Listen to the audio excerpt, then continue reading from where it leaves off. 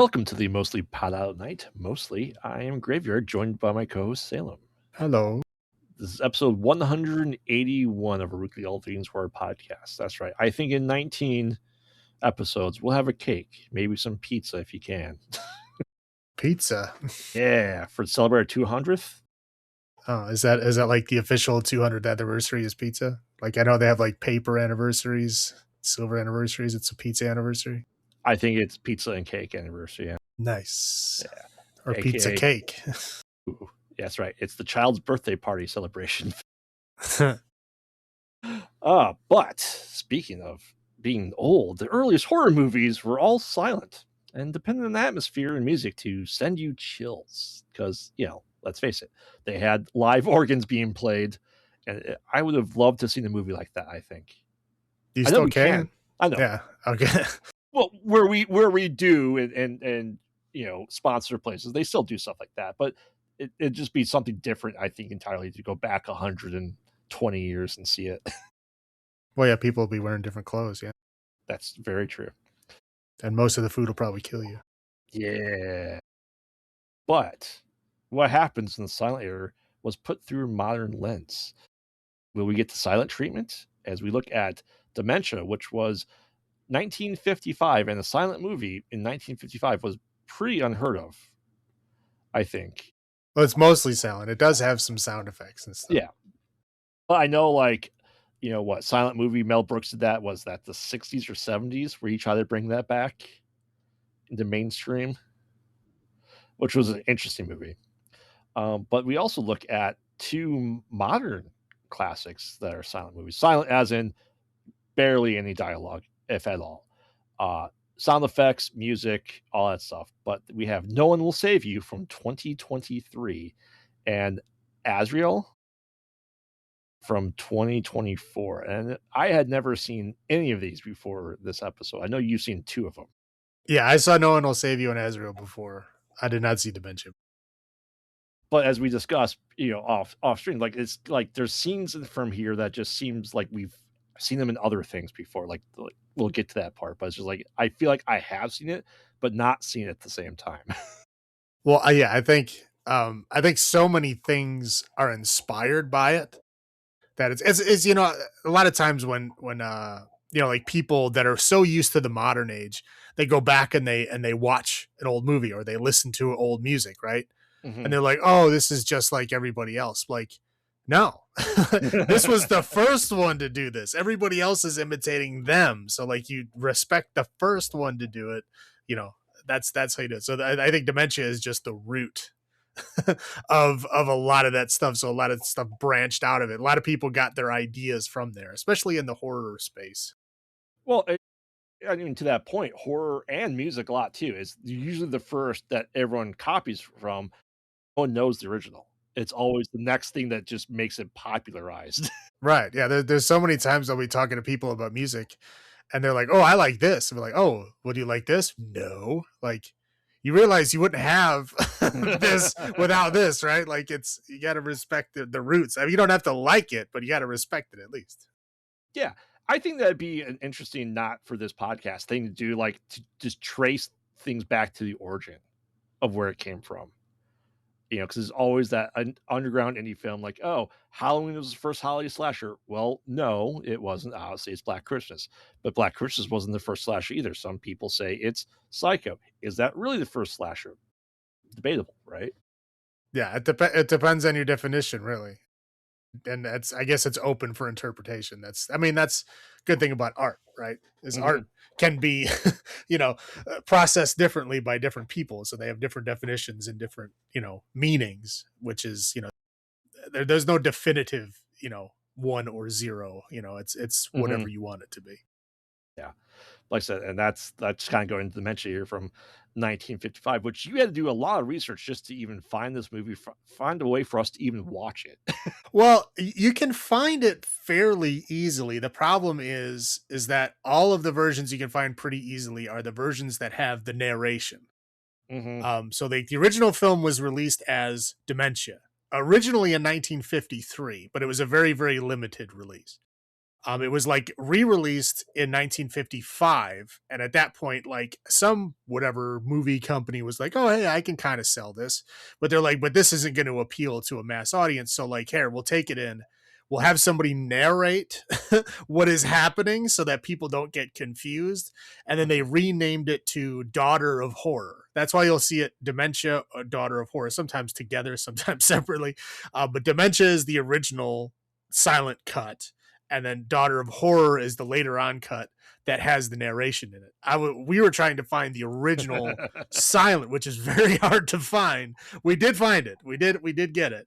But it took a while. I had to watch the beginning of that movie probably like 20 something times, waiting for the narration to kick in, and it did. And it's funny, the narrator is Ed McMahon. Wow. The Ed McMahon that was Johnny Carson's sidekick. Yeah. Heyo. That's he. Yeah, exactly. He's the narrator of the narrated version, which is funny. The Daughter of Horror version. It's very odd. Well, we also had the issue. We did find it. We found it on YouTube, and we found someone that we thought that maybe was it, but then someone put their own music over it. Right. Well. I'm listening to this, and I'm like, this is not music from 1955. I was like, this got way too much weird synthy stuff in here. I was like, this is not it. So I like looked a little deeper into it, and yeah, and that was somebody put their own soundtrack onto the whole film. I obviously didn't get through the whole thing, but I'm like, what? Why would you do that? Yeah, but I guess it's YouTube. It'd be very obvious, especially at the end of the movie too, that it was not the right music. Right.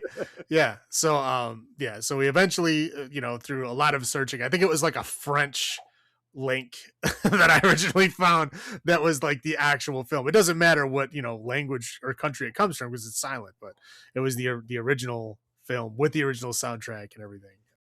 Yeah. So yeah, it took some doing, but we got it. And the movie's only an hour long. So it's like 55 minutes. Right, yeah.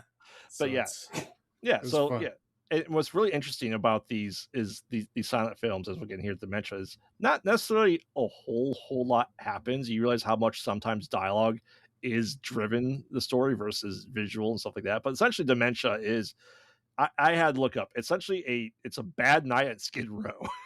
Right. It's funny what they call Skid Row back then. Hey, she had 3 rooms maybe in that place that she was in, right? I'm just saying, like, she had like functional doors and windows. Mm-hmm. Like, that's a hell of a lot more than people got sometimes. Yeah, so we follow this woman, unnamed protagonist or antagonist, however you want to look at it, right? But we're following her, and she's like kind of like gleefully going around the street with some guy, and they just kind of laugh and beat up people. Like, you get newspaper articles like there's been stabbings and all that stuff. Like, oh, these people aren't good. They're just like, natural born killers essentially for that time period.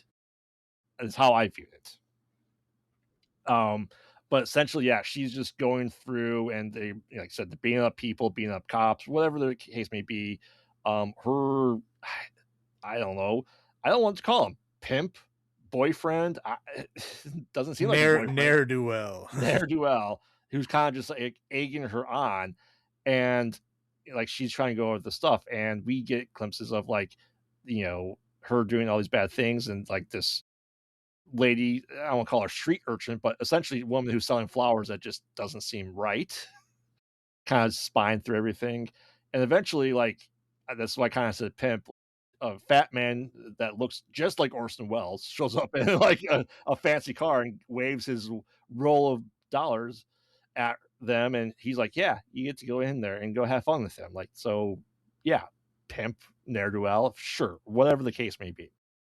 And she goes back to his luxurious hotel or apartment, and she gets glimpses of things from the past. Like, her dad beat her. Her mom was, I think, sleeping around to the point like her dad kills her mom, and then she kills her dad. Right. And that's how she ended up on Skid Row. I guess that she's always had this murder in her blood, starting from her parents, which fair enough. Then we are, enjoying to watch a man eat a whole chicken but in pieces the entirety of it. Right. Well, yeah, she's like, I guess she's like trying to like, go with hey, let's just get this, sex thing over with. Yeah. And he's just like, Nah, I'm not interested in you. I need some chicken. I need all you need to watch me eat all the chicken. Right, And we exactly. and we do. Yeah. We get to see him eat the entire chicken. Close up on his chicken Grease, yeah. mastication. Yeah. Yeah. So all that's going on there, like I said, she's kind of going in the background. She has like this fancy, I guess, necklace for her or heirloom maybe. And he goes to confront her, and she's like, "Ah, no!" And then like he suddenly there's an open window, and she pushes him through it, and he falls to his death. So she escapes, and there's like a cop that starts following her. We have a chase scene of her going through the alley. The cop's trying to find her, going down another Well, alley. She well, yeah. cuts. First, oh, sorry. Go ahead. So she goes back to the Orson Welles and cuts off his hand, and because it has her necklace in his hand, so she cuts it off with a switchblade, which is pretty impressive for a switchblade. Right, they do like the whole sawing action and Yeah, everything, which is interesting. But yeah, yeah. And the onlookers, which is really interesting, I think, is there are a lot of people that wear essentially black masks, right? The observers of Orson Welles' body, they're all wearing black masks, but dressed up.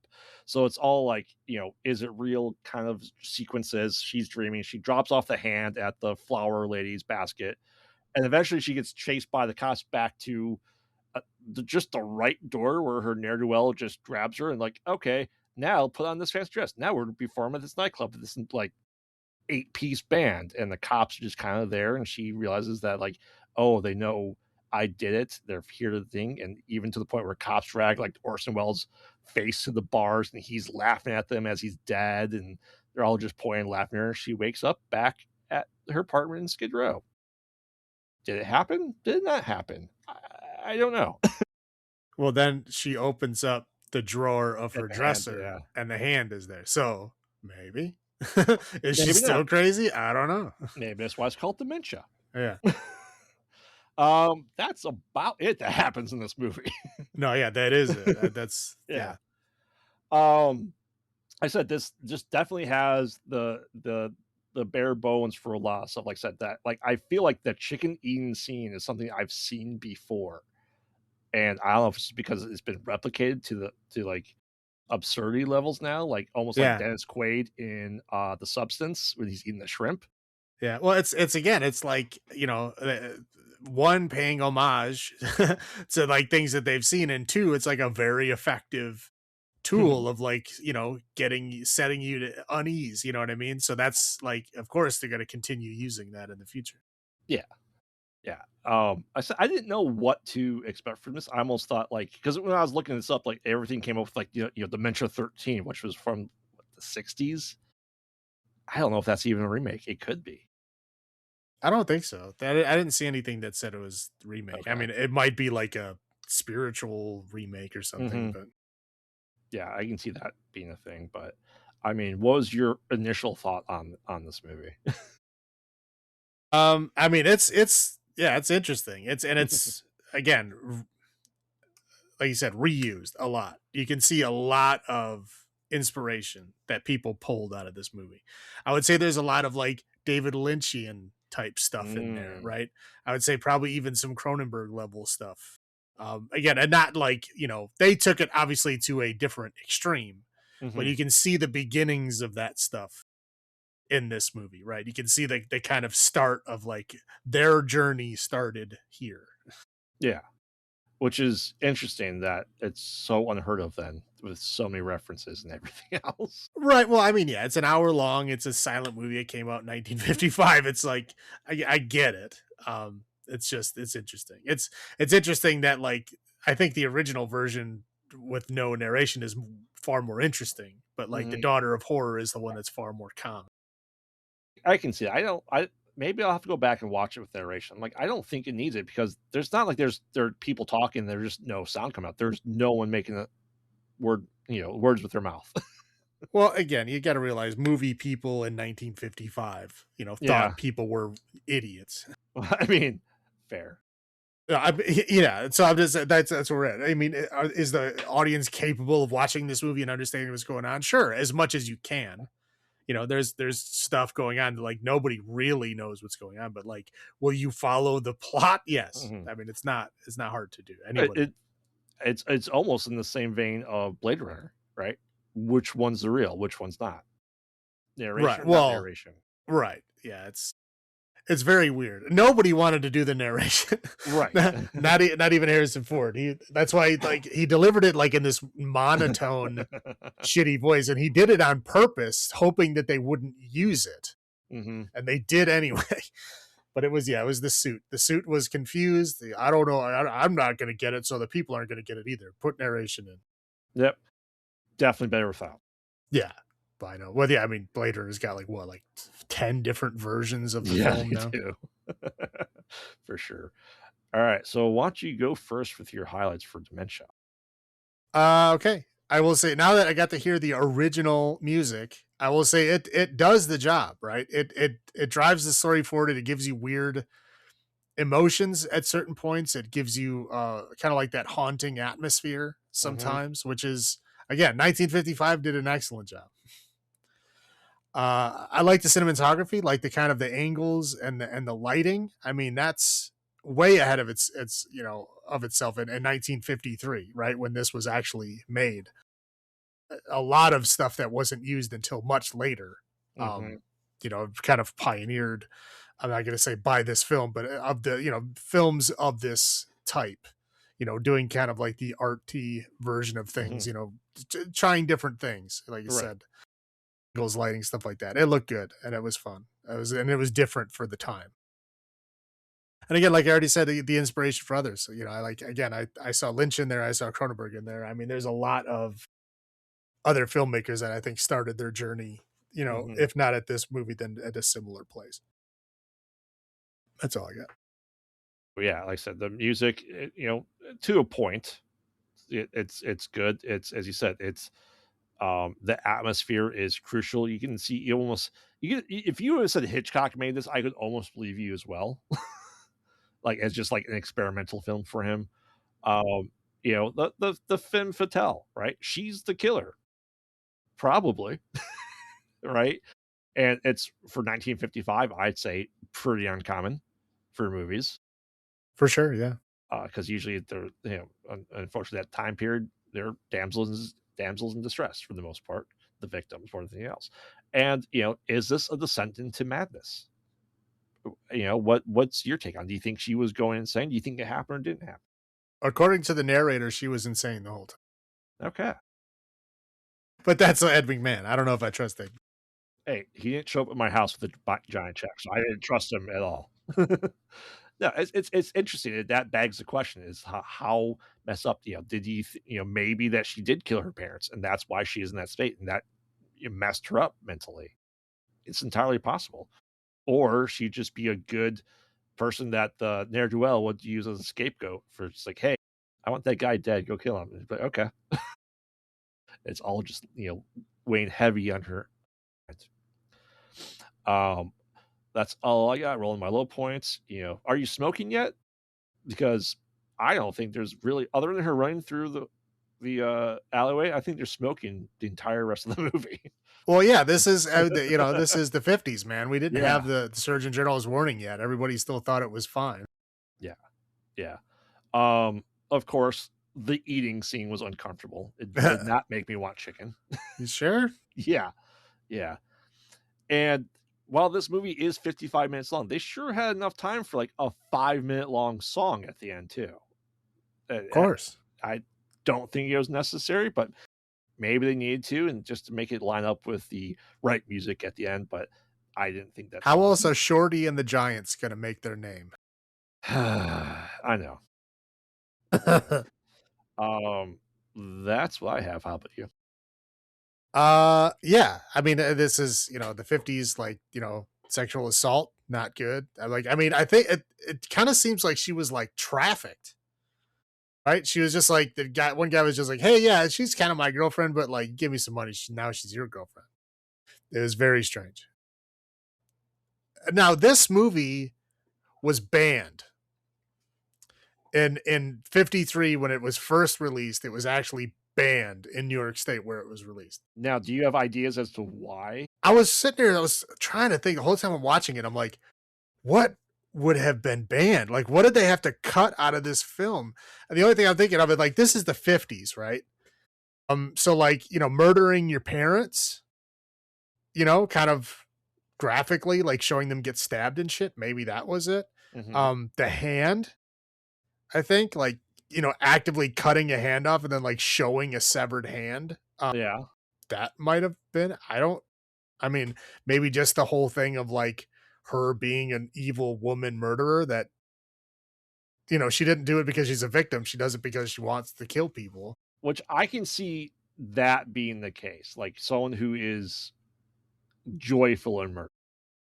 Right. I'm just trying to think. I'm like, again, I'm trying to put myself in that 50s mindset. I don't know. There's nothing in here that would shock a modern audience at all. No, I mean, maybe it's that she murdered people and got away with it versus getting her comeuppance. Yeah, I guess so. Yeah, I mean, do you ever see that picture of like the photographer tried to break like every rule that they gave you Mhm. for photography at that time, and it was like, you know, whatever, like the law can't be defeated, like you can't show women's Yeah, lingerie, there can't be yeah, a Tommy gun, and but he like broke all those rules at the same time. I think it might have been the case of like whatever goofy rules they had at the time, right. unspoken rules that were broken. Obviously, we don't know them. 55 is way out of my, you know, wheelhouse. I don't know what the hell was banned back then, but Yeah, it must have been something. yeah. But I didn't see anything particularly bad that it should be banned. But again, I also I'm not in the 50s, so I don't know. And again, you already talked about drinking and smoking and eating chicken very close up. So that's all I got. Alright, so our olives for this week are hushed lips because these, no word spoken. So Salem, how many hushed lips out of 10 do you give Dementia from 93/55/57? Um, yeah. I mean, it's kind of hard, like, because I have to give it extra points for like what it inspired and what it did in the Mhm. future, right? It kind of built a lot of foundation for a lot of interesting stuff. I mean, is it like fantastic? Is it a must see? I don't think so. But it's good and it's interesting, and I think anybody should take an hour out of their time to watch it. So I'm gonna give it a 7. 7? That's you know what? That's I was teetering between, like, a 6 to 7 in that range for everything that you said. Yeah, it's an easy watch. Obviously, you have to pay attention. This isn't turn it on in the background to do something else because you won't know what's going on Yeah, at all. there's no dialogue to guide you along. It's like you have to be seeing it to believe it. Right. Yeah, I will give this 6.5 Hush Lips out of 10. It's a watch once type thing. Do I need to watch it again? Only if I watch it with narration just to see how bad it ruins the movie. Again, I saw the beginning of it with the narration a bunch of times, and it changes the vibe. It tries Yeah. to make it into like a spooky movie, like, ooh, you're about to take a trip into the insane. And like literally he talks just like that. It's weird. Ugh. So Yeah. he's Right. using his, like, scary tunnel, Right. carnival voice. Yes. Okay, Yes. It's goofy. awesome. I didn't finish it with the narration, but I did watch the beginning scene multiple times. Alright, cool. Well, take us through No One Will Save You from 2020. All right. So, we have a girl. Her name is Bryn. Um, she's in her early 20s. Now, we'll get little bits and pieces of like what happens over the course of the story, but I'm just going to say what happened now because it makes everything make sense later. Mhm. But just know it when you're watching the film, this is bits and pieces and kind of leads you there to the end of the film. But anyway, what happens is that her parents are apparently dead, and she's living in the family home by herself now, and she's like in charge of everything. And she had a best friend as a child when she was 12 that she accidentally killed. I'd say it's more of a manslaughter situation, right? So it's like not necessarily you didn't mean, you didn't do the action that caused it, but you didn't mean that result. But she killed her friend, and she was like basically ostracized by the community. And because her parents are dead, she's like very kind of isolated. And so she's got like her own kind of life. She like it looks like she makes her own clothes and then sells her own clothes online or something. That's appears to be her job. And she also does like miniatures. Like she builds like a town miniature that she's got like, lights and little peoples and, all that kind of stuff, like a big kind of replica of the town that she's building in her living room. Anyway, so we're kind of showing her and how awkward she is around town, and she just nobody like talks to her. Obviously there's no dialogue. So it's like you just people just weirdly avoiding her, and her just avoiding other people, blah blah blah. So eventually she gets home, and that night aliens break into her house. Yeah. uh Spooky freaky aliens like do like a home invasion, and there's like a long drawn out like tension sequence where she's hiding from it, and then it finds her again, and then it's back and forth, and then it destroys her poor miniatures. And then she ends up fighting it and killing it, kind of sort of accidentally, but she kills the alien that was trying to get her, and the aliens are like telekinetic. So aliens are in the house, right? Back and forth, she ends up killing one. So she like puts a blanket over it, and then like all the other aliens kind of leave her alone. So in the morning she goes into town because none of the phone, like all the power is out, the phones are out, everything's out. So she has to go to town, and she's gonna try to tell the police what happened. And it turns out that the like chief of police is the dad of the girl that she killed. So she goes into the police station to like report it, and like of course the dad and the mom are there. The mom like literally spits in her face, and she's like, okay, well, this isn't good. I'm just gonna leave like permanently. And she just like puts on the Marvel disguise of the hat and sunglasses, and then gets on a bus that's just gonna like leave. She gets on the bus, it's driving, and then like a weird creepy guy gets like close to her and is like starting to get grabby, and then eventually finds out there's some kind of like weird alien bug thing like living inside of his throat, and it's trying to get her, and it turns out there's like more than one of them on the bus. Whatever, gets the bus to stop, runs away. There's like a long kind of chase through the neighborhoods type of thing with this alien possessed guy. And she ends up getting back to her house. And then there's like a kind of a war in her house. The aliens come back, and she's kind of like trying to fight them and hide from them and stuff. There's like different kinds of aliens. There's like little ones that like kind of look like more feral and like longer limbs and jumping around. There's like a big giant one that's like taller and with longer limbs that are like have like way more joints than they're supposed to. Anyway, so it's back and forth. She ends up killing a couple of them. Like she's the big tall one, she gets stuck in the car and blows the car up. I think the little one she ends up stabbing with scissors or something. And then she goes into like the one room that was like her childhood room, and you see that she's been writing the girl that she killed letters. Like, I don't know if it's every day or whatever, but there's like letters literally hanging from the ceiling and stacks of them all along the walls and stuff. And then she tries to hide in there, and the alien finds her, and then like, does psychic stuff to her, and she ends up going into like this fantasy world where everything is all good again. Her parents are alive, and her best friend is still alive, and they're like going to be all happy together and shit. And then she realizes it's like a dream, right? And she like breaks out of it, and the alien gets very upset. Yes. So then they go a longer chase scene. They're like fighting each other again. There's like big tall aliens. There's like spaceships like shooting tractor beams down. They're like sucking people up in the sky and all over the blah, blah, blah, blah, blah. And eventually she gets captured again.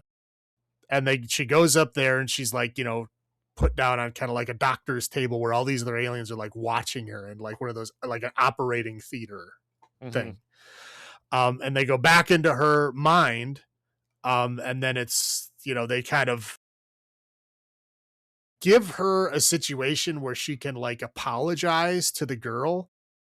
And it kind of like makes her come full circle to where she's like, okay, you're okay now. And then the world changes into like this utopia where she's now loved by everybody in the town and everybody loves each other, and they're having like a fucking square dance potluck thing.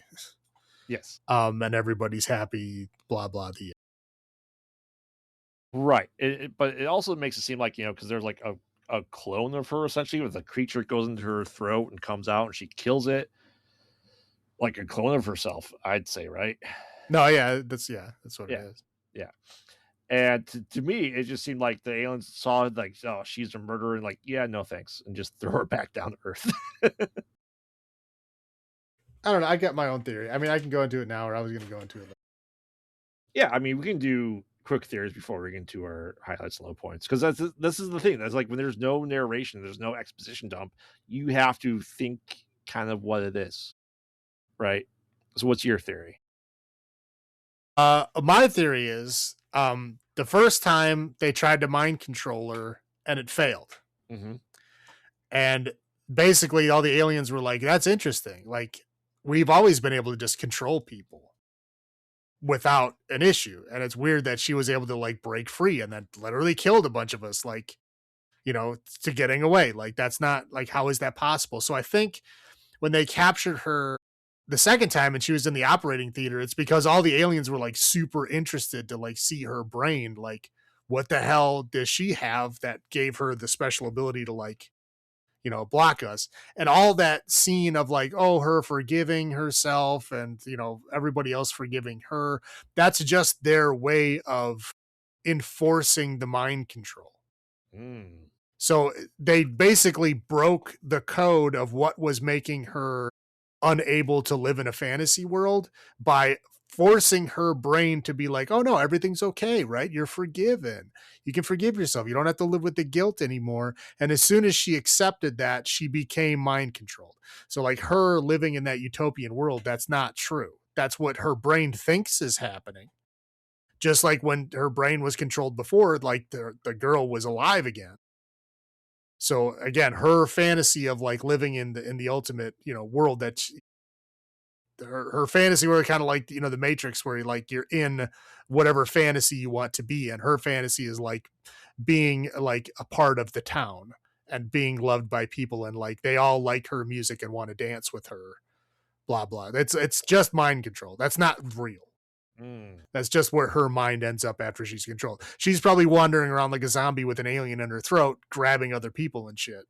But her brain thinks that she's like, dancing at a, potluck for the Interesting. town. That's what I. Yeah, because my theory was this invasion of the body snatchers, that they actually clone people that we're seeing. That's why everyone had the bug in their throat. And there, that bug is what grows into them, and they just take them. And so, what kind of why you see the spaceship still kind of everywhere at the end. That they couldn't do anything with her, so they said fuck it, and just left her with these body snatchers that are just overtly nice. And so she's only human in the non-human area. I think they were successful in mind controlling her. I think it was just interesting to them that she broke it the first time. That's why they all wanted to watch them do the process the second time, because it was like an oddity for them. I like that too. I mean, regardless, it's a bad ending. Yeah, yeah. It looks good from the Yeah, outside, but in yeah, reality, it's not good. yeah. I'll go with my highlights this time first. I thought whoever her name is, she was in Last Man Standing. She's Abby in The Last of Us, right? I think her acting was spectacular. Just the emotions, the conveying of everything that she had to do without words. I thought that was great. Like I said, I thought it was an Invasion of the Body Snatchers kind of reboot ish. Um, she reminded me a lot of May. Just that isolated woman that she just like lives with it. You know what I Right. mean? Yeah, but instead of getting murderous, she Right. she just wants to conform. Right. Right. And that's kind of how I view it. And it's did she what she do with self defense? Maybe. Did she escalate it really quickly? Yeah. I mean, we don't know what was being said to her. We just know that her friend was being mean. and her reaction was to hit her in the head, not purposely trying to kill her, just stop her, I guess, right? So But yeah, and I guess the only spoken word in the movie is like her being forgiven, yeah, yeah, like at the end. That's the only spoken line. yeah. Like I said, still has sound effects, still has all that stuff, all the creaking of bare feet on wood that you could possibly hope for. And like I said, regardless of its ending, your theory, my theory, it's a bad ending. Like everyone, at least in that town, screwed, if not the world. So it's a bad ending, which most I don't know. What you watch more sci-fi? Do you think there's more bad endings in Aliens than good, or vice versa? No, most alien movies end up. It's either like even if the aliens have taken over the world and they somehow win over them, there's always an ending of hope. Yeah, Even though like the world may be destroyed, but they would finally either have a way to fight back, or they did fight back, and now there's like hope for the future. So overall, it's probably a loss, but like usually the endings don't end on a down. right. And knowing what you know about this movie, yeah, it's still a bad ending. Whether it's actually aliens still everywhere, or they got everyone, yeah, it's a bad ending. Which that's what I'm saying. It's kind of rare for sci-fi with aliens. Um, that's what I have. How about you? What are your highlights? I thought the alien effects were pretty cool. I mean, yeah, most of it was CGI, but I thought it was well done. Hmm.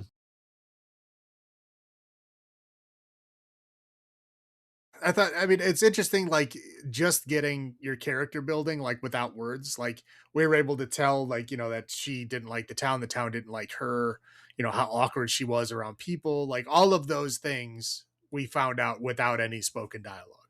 Yeah, It's all just, flashbacks. Yeah. yeah, implied and stuff like that. It's interesting. I liked her town miniature. I thought that was a cool thing to have. It's a cool hobby, right?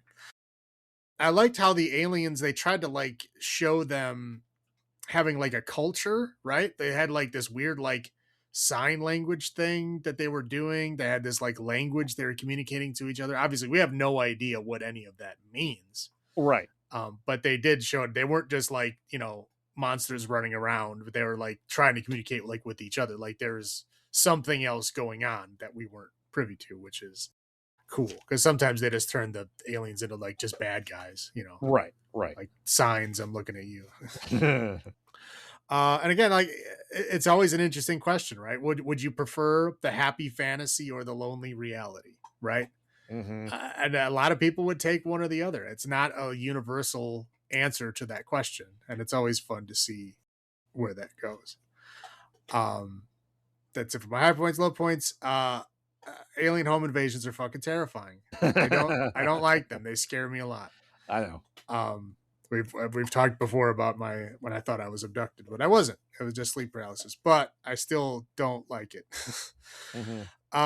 Their fucking feet were creepy, dude. They're like weird They had double like jointed toe feet. yeah, like weird thumb feet. And Yeah. they were like walking on their tiptoes on thumb feet. I was like, this is fucking weird. I don't like those feet at all. And then like the bigger ones, man, they had like the limbs were like they had too many joints in them. Yeah. They were like bendy all over the place. I'm like, yay, I don't know. Stop it. It's kind of like uncanny valley stuff. It was not cool. Oh, again, I didn't get the whole like leaving on the bus part. I'm like, so you're just gonna like leave your house and all your stuff behind and just like get on a bus and leave? Like, what? I didn't get that part at all. Like, I understand like they spit on you, we want to run away, but like not literally. It's weird. The throat aliens were gross. They were like bugs in your throat. It's freaky. Yeah. They were spending a lot of fucking alien resources for one girl. Yes. Like multiple aliens were fucking dying and like shit is like blowing up all around this one girl, and they're like, no, we need that one girl. Like you got like thousands of other people. Why do you need this one? Like at some point you just got to cut your losses. But they did not. I guess it worked out for them, but they did not. Hmm. Um, but yeah, like we were talking about the ending before. So again, I thought it was the program we didn't take the first time, but like it could be like just the aliens providing everybody mental health, right? Like they're like, oh, you're all fixed of all your anxieties, all your mental Yeah. health is now resolved, and that's why everybody's happy and dancing at the potluck. I, for Um, once, welcome our alien overlords if they want to do that. right, you get rid of my anxiety, I'll let you do a lot. And yeah, but again, like, are they all mind controlled? We don't know. Hmm. Who knows? Hmm. It's interesting. That's all I got. Yeah.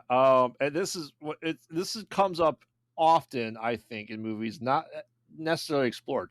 If you're aliens and you're going to go to small town USA, you're getting shot like a lot. Yeah, there's like no guns in this movie, which is Like if interesting. you're doing B&Es, like she was nice to you. She didn't immediately shoot you. Like the rest of those town folk, easily shooting aliens left and right as soon as they get that B&E in. Like they're shooting first. Well, yeah, we see they shoot people that are like turning around in the driveway and shit. Yeah, like So yeah, like aliens would definitely get it. aliens, if you're listening, not small town USA, go to the city. You're right. Go to the city where they're used to weird shit. Right, right. Yeah, as I said, they're just easily shot. I know you talked about the aliens, you liked it. I felt like at one particular, like they lingered on the alien face for too long, where you said uncanny valley, but then you're able to really tell it was pure CGI and it just felt out of place. I think aliens do well for the most part. You don't linger on them necessarily for that long of a period. You know what I mean? Like in the shadows, half shots, stuff like that, but like just full alien face in the camera. I think that just went too long and just took me out of the moment briefly for that time. Well, I mean, but yeah, but that didn't happen. Like her whole like battle with the alien, like Yeah, you didn't see its face at all. The only time you saw its face was like at the very end of that first battle. After that, sure, yeah, they showed them a lot. yeah. I just felt like it just like I think aliens do better when they're full on like hidden in shadows, stuff like that. Just you don't know the full anatomy of the alien, because if we see the full anatomy, then we get community with Christopher Walken again. We don't need that. And I know that they're saying that the aliens disrupt all electronics, stuff like that. And it's not necessarily this movie's fault. I'm not saying they did that with that in mind, but it seems to be like the biggest thing that people seem to think that happens when your power goes out is your POTS lines goes out too. It doesn't. It's not tied to electricity or your electrical grid at all. Well, the phone worked, like it gave a dial tone, but it was like, but then they like sent another signal that made it make weird noises. But initially, when all the power went out, it didn't have dial tone. It wasn't until the next morning after she fell asleep with her eyes open that it had that weird dial tone. No, I did. Remember when she was by the fridge? That was like the initial thing before she killed it. Mm-mm. I don't know. I know I wrote it down at that point, so I just it's a point I just always try to get across is that a POTS line, of analog phone line, will not go out if power goes out. I Yeah, know, but nobody has an analog phone line anyway. I know, but I'm just saying that it's always portrayed in movies still to this day. I don't like it, but yeah, I kind of like the idea as I said that theorized that you can do with this movie. Like it is, I guess it determines kind of like what person you are to see what ending you think happens. I said, would I live in utopia in my dream state and be a zombie, sir? Sure, why not? I'll go in the Matrix. It seems better there. I don't have to eat mush. Yeah, but then you don't have cool kung fu powers and shit. I mean, you only have cool kung fu powers in the Matrix, so it's more of a reason to be in Well, I mean, but you there. learned it in real life. You just don't have the muscle memory. Yeah, If you just kept practicing, you would. yeah, But you know it. Your brain knows it. that's true. All right, that's all I got for my low points. I'll go first for Hush Lips out of 10. I know you are more of a sci-fi guy than I am, but this is a pretty damn good movie too. I'd say it warrants definitely at least 3 watch throughs, I think, to try and pick up on everything. You probably have only seen this twice now, or did you? Right? Yeah, it's twice. But you weren't mad watching it. I wasn't bad watching it, so I will give this. I'm going to give this 8.25 Hush Lips out of 10. How about you? I'm gonna stick with 7. Really? Again, I think it's good. It's. I wasn't upset watching it a second time. It's worth watching. Mm-hmm. Okay, Not fantastic, but good. that's fair. All right. Well, last we have Azrael from 2024. I'm gonna try to. This is my. I had to watch this today on my lunch just because of life getting in the way, but I'm trying to do what I can to help me out. But essentially, the rapture happened. Right. Yeah, it literally like spells it out. The rapture happened. Like, oh, all right. Yeah, and tough shit for everyone that's left. And we're gonna follow Samara Weaving as she's essentially being sacrificed to demons. Okay. Now, I was like, what the fuck are these things? I had to look it up. Like in the official like plot summary, they're called burned ones. And I guess that makes sense because they did look like they were like burnt. Yeah. But they're essentially like, I don't know, vampire slash ghoul things. So they're the guy that was in Blade after he got burned and set on fire that comes back. That's what they look like. Downhill. But yeah, and this I will call it right now this cult that I think it's implied that they cut out their vocal cords so they are unable to speak Correct. Yeah, no, for it's not implied. That's what they did. They show the scars on their throats. religious reasons, I guess, because if you're left behind, you're going, shit, I must have appeased the new gods, I guess. Well, yeah, but as they showed the one Bible quote, which is something about like I don't know, being quiet or speech being evil, and so it's yeah, it was essentially this like a cult, like ultra Christian cult that believed that the world ended because people spoke devil stuff. Like if you Which look is at the wall of the chapel that yeah. they literally have a person with their mouth open and then all these like devils coming out. So it's like they think that if you can talk, like you're spreading evil. So they literally surgically remove their vocal cords so that none of them can speak. Right, and we'll get into this later this movie. It's just this group of people that thinks that. It's just as far as we're aware. But yeah, as far as we're aware, yeah, I mean there may be other groups of these kinds of people, but for right now, there are other people in the world that are not like. Correct. Correct. So, yeah, so essentially Samara Weaving is gonna get sacrificed. A guy she's trying to escape, tries to they're like humming and not watching it so they don't see what happens with the burned ones, but a guy realizes that she's escaping. He gets stabbed in the neck, then they go, ooh, blood, and go after that guy instead, and she escapes. Um, and she just tries to travel back and forth. She sees other burned ones, I guess, kind of along the way, but she ends up back at the cult camp. Because she's looking for her boyfriend. Yeah. And she knows that they would have brought the boyfriend back, which they did. Yeah, yeah, but yeah, so she's going back to the camp and like what, maybe 25-ish, 30-ish people at most are in this Right. camp. Yeah, it's not very. Yeah, but she's trying to figure out what's going on there. And this is where I'm getting muddy because I watched this at essentially that, but essentially she gets trapped there. She like gets eventually like doesn't she get is this where she gets buried or no? No, not yet. Okay, Okay. so this one she's like she finds like where her boyfriend was handcuffed because she finds the bracelet that she gave him. So Okay. she knows that he was there, but he's not there anymore. So she decides to escape to try to go look for him. So she goes out to look for him and she ends up meeting up with another guy on the road who is driving a Thinks. car like with a whole bunch of lights on it. And the cult people have cars too. It's not like they're anti-technology or anything.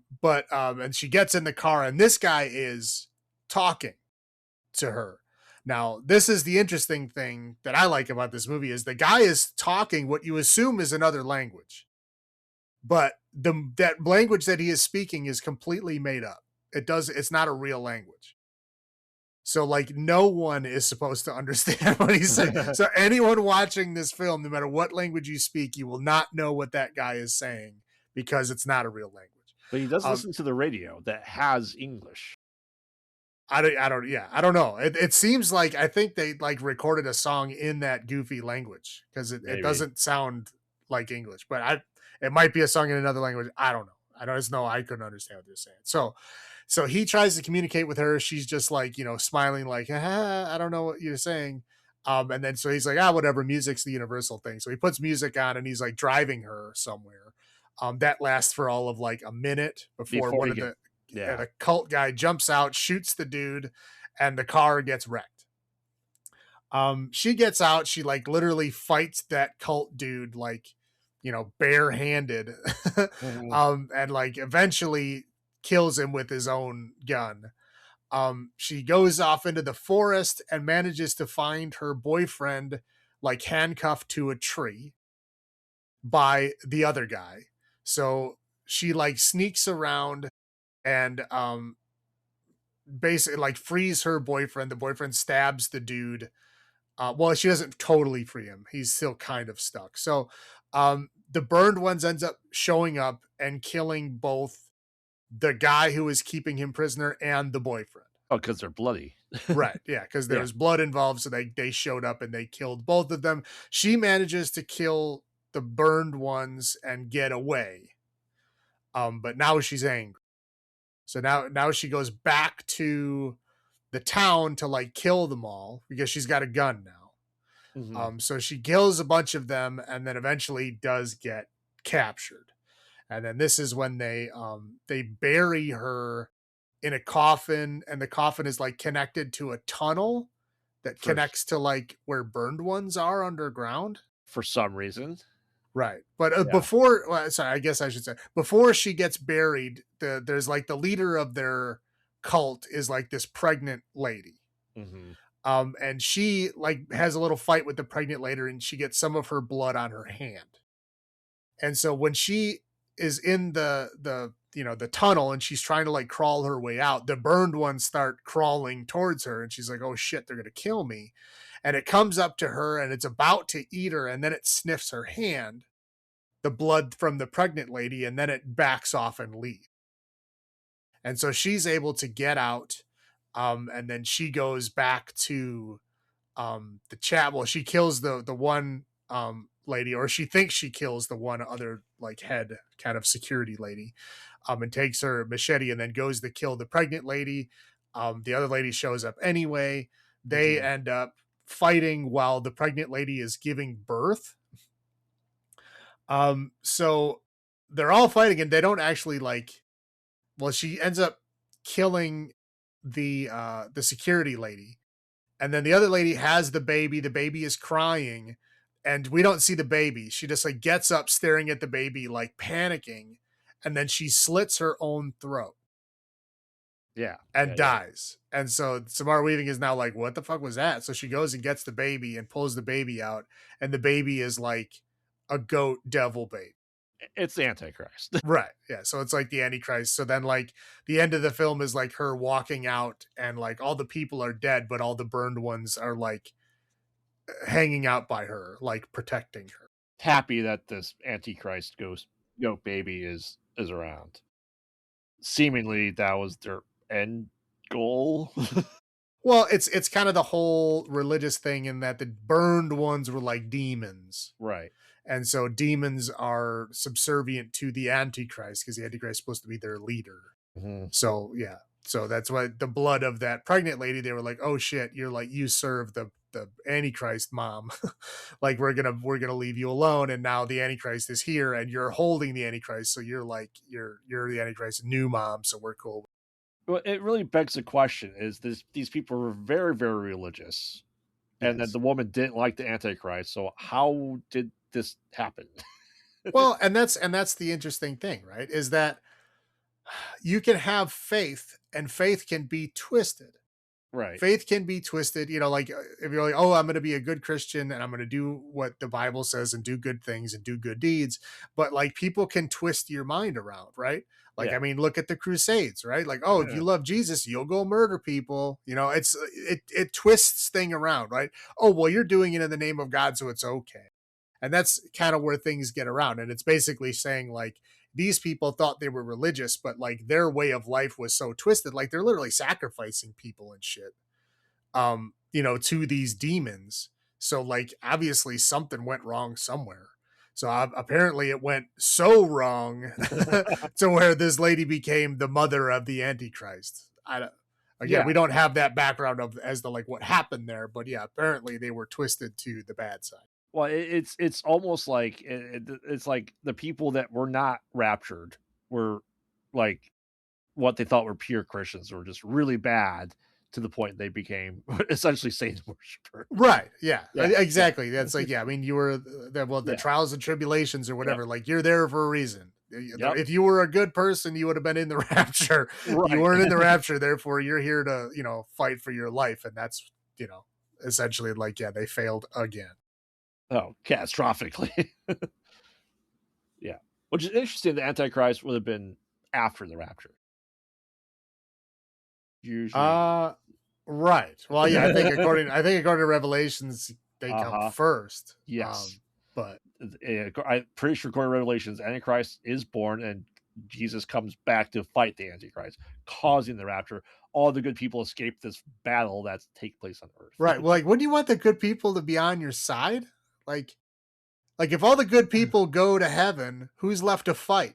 You know what Maybe I mean? Like, that always confused me. I'm like, who's gonna fight for you? Like, obviously the people left here are either one, they might be Christian, but they're hell of not good people, or two, they're like, just don't believe in your religion or whatever. Like, so why would they follow you? It's very bizarre to me. I'm like, your whole army just went poof.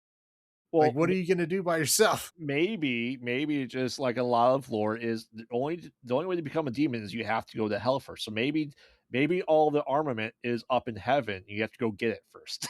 I don't know. Again, there's just so much. There's so much weird around it. I've always just had questions, but Yeah. um, yeah, Yeah. but it's fun. Yeah. Why don't you go first with your highlights? All right. One, it's the apocalypse and people are actually dirty. Yeah, they are. There's so many movies where like it's the end of the fucking world and everybody's wearing like clothes that just came off of the Nordstrom rack and shit. And it's like, no, that's not what people would look like in this situation. But they're actually dirty and like they're ratty as shit. Like all their clothes are beat up and everything's like falling apart. It looks like what the apocalypse should look. Are you looking at Revolution, the TV show again? Ah, don't that's the worst of it, but there are many other examples. Okay, so like the burned ones, they're interesting, right? It's like Mhm. again, before I looked it up, I was like, what the fuck are they? Are they zombies? Are they mutants? Are they vampires? Like, what are they? Like, they don't explain them. Now I know they're burned ones because I look them up, so they're kind of like demony things. But when I was looking it up, they were interesting enough. I really liked the kind of talking guy that they brought in there, right? His truck is like all high tech and shit. Like he's got like all these crazy LED lights. He's got all these like screens of like things that are doing stuff. Like it seems like technology has advanced and this guy still has. I mean, it's not like brand new shit. It's Right. still kind of beat up, but it looks like some other places on the planet are probably doing okay. Mhm. And these people are really just like savages. It really puts the movie in a different light when you see like this guy's okay. It's Right. just these crazy people. The world continued with just less Right. people. Right. Yeah. It's an interesting background thing. The dude's literally only in one scene Mhm. and then he's just done. And the movie is not based on him at all. I just think he's great at just injecting that bit of background and interestingness of that world building, Yeah, just in the one scene that he's in. It's very cool. And I thought the FX was great. I thought the blood and the gore. I thought they did a good job with that. It for looked sure. realistic and it was did the job. That's all I got. Yeah, I mean, Samara Weaving, great. Yeah, yeah. Um, Nah, the clone. I was I saw that meme again the other day where it's like Margot Robbie, Jamie Presley, and Samara Weaving like all look identical. yeah, It's true. yeah. But you know what? And like I said, as you said, the gore is fantastic. The lore that we get is great. As you said, the use of language, even like we're not gonna get subtitles for that, dude. No, yeah, because it's the thing. Yeah, you're not supposed to know what he's saying. Right. Like I said, and the music I think was good. And like I said, even the song that's playing in the truck, like you know, as you said, it makes you wonder how much of the world is like this guy versus this camp, this cult camp, right? Don't know.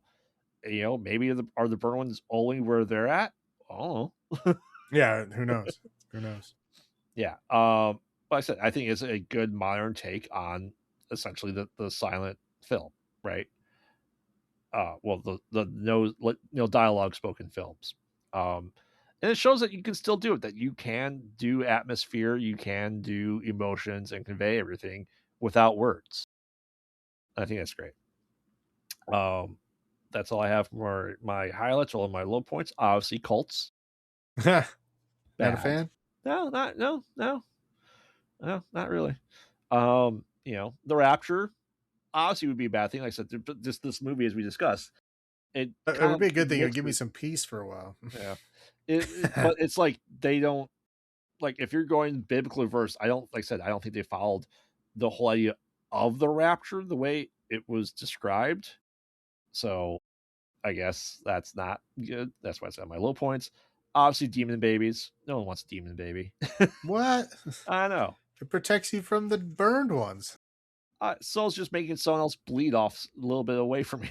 Well, just keep stabbing it, rubbing the blood on you, and you'll be fine. I know, or just keep the woman alive and just have essence of her blood. I'm gonna go that. I just got just a little perfume of her blood on my wrist and neck. I'll be fine. There you Um, yeah, obviously the poor guy that was just trying to help out Samara Weaving and then he got killed by the cult. No. What are your low points? go. Yeah, again, the Rapture. Mhm. Not a fan. But here's the thing. I always have this problem. This is not just with this movie. It's just in general to me. Is people I can respect the fact that, like, okay, there's a thing out there that you can have or do or be, whatever it is, and you use your own restraint to stop yourself from doing that, right? That's respectable, right? That's a strength of will, and I get that. And that's a good thing, right? No matter what it is, no matter what reasons you have, if you just stop yourself from doing that thing, even though it still exists, that's it's a it's a good thing. It's a green check mark, right? Mhm. Now, if you force it on Yeah. yourself and other people, I think it loses a lot of that meaning, right? And the use the what I'm using in this film here is like, okay, they don't want you to talk, right? Talking is bad. Talking is where the devil comes in. So instead of just using our force of will and our faith to just not talk, they have to like force a surgery on you to remove your vocal cords so that you can't talk.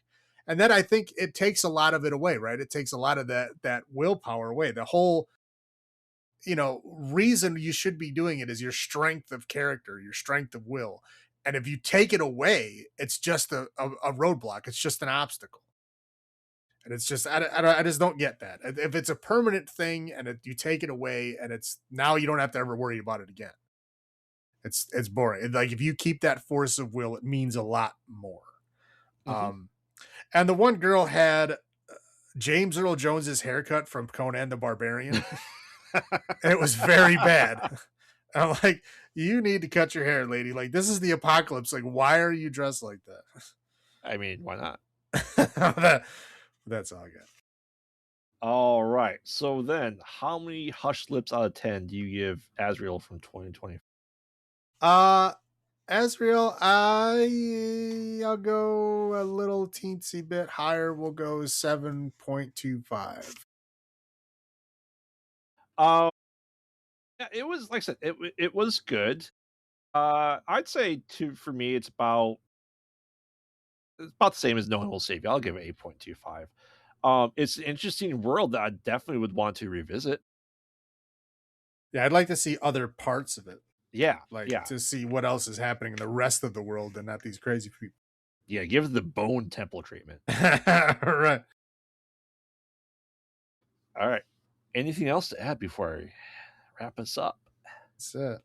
All right. Well, our lips will no longer sealed, and we can breathe easier now. Next week, it's time for Mario Bavia. That is not other Mario. We will be looking at our director spotlight of Mario Bavia with Planet of the Vampires, Blood and Black Lace, and Black Sabbath. Which the question is, did the band get it from this movie? Mhm. I don't know. Well, Black Sabbath has been like a witch's Yeah, Sabbath thing for a long time, but yeah. maybe. I mean, you never know where you get that stuff from. I mean, a lot of bands get their names from horror movies, so I can see it. All right. Well, until then, remember we watch bad movies, so you don't have to. And this has been Graveyard saying, "Have you checked on the children?" This is Salem saying, "Long live the nude."